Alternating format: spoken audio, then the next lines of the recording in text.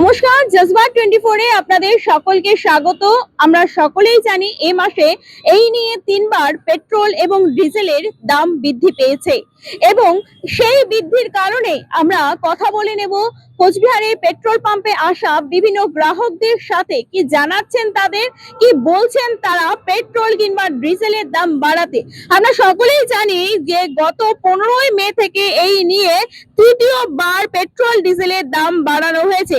প্রথমে 15ই মে লিটার প্রতি জ্বালানির দাম 3 টাকা করে বাড়ানো হয় এবং তারপর 19শে মে পেট্রোল ডিজেলের দাম প্রতি 90 পয়সা করে বাড়ানো হয়। এবার আরো 87 পয়সা এবং 91 পয়সা বাড়লো যথাক্রমে। মানে বলতেই গেলে যে সব মিলিয়ে লিটার প্রতি 5 টাকা করে মূল্য বৃদ্ধি হয়েছে পেট্রোল এবং ডিজেলের দাম।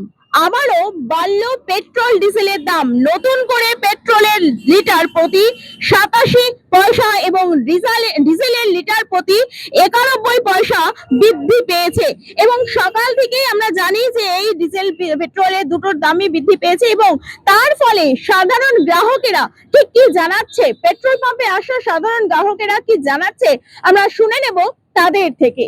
গেল 3বার পেট্রোল ডিজেলের দাম বেড়ে গেছে, কি বলবেন? আপনিও কেউ দেখছি আপনি পেট্রোল কিনতে এসেছেন। না, এখানে বলার সেরকম কিছু নেই, কারণ পরিস্থিতি অনুসারে দেশের এবং সেই সঙ্গে আন্তর্জাতিক স্তরটা যদি আমরা দেখি, মানে বিভিন্ন দিকে যে পরিবেশ পরিস্থিতি আর কি, সেই অনুসারে যদি দেখি তাহলে ওই অনুপাতে এটাই বলবো যে গভর্নমেন্ট হয়তো যা ডিসিশন নিচ্ছে সেটা হয়তো ঠিকঠাকই নিচ্ছে, এতটুকুই।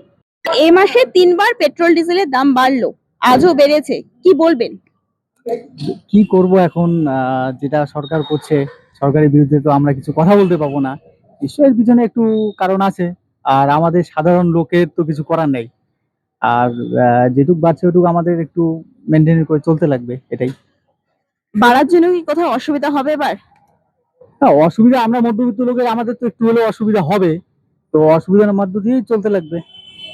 আপনার নাম? আমার নাম বিভূতিভূষণ রায়। আমি খুবই দুঃখিত, বারবার এইরকম হচ্ছে। কেবলমাত্র ভোট শেষ হলো, শেষ হওয়ার পরেও এইরকম হচ্ছে। আমরা তো গরিব মানুষ, কর্ম করি খাই। হ্যাঁ, আমি তাতে খুব দুঃখিত, কারণ আমাদের পক্ষে আর গাড়ি চালানোর সম্ভব না, বাড়ি অনেক দূর। তাই অনেক আশা করে একটা গাড়ি কিনছিলাম কাজের সূত্রে।